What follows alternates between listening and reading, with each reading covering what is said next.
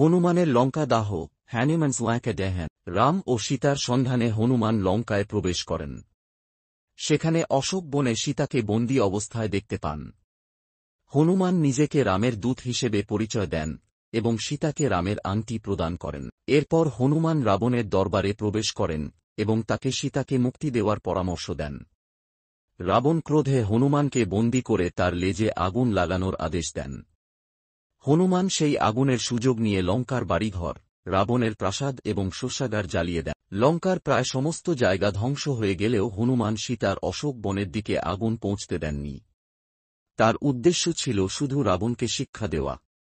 লঙ্কা দাহ করার পর হনুমান সমুদ্র পেরিয়ে রামের কাছে ফিরে যান এবং সীতার অবস্থান জানিয়ে দেন। হনুমানের এই কাহিনী সাহস, বুদ্ধিমত্তা এবং কর্তব্যপরায়ণতার এক অনন্য উদাহরণ। এটি দেখায়, সত্যের পথে চললে যে কোনো বাধা অতিক্রম করা সম্ভব।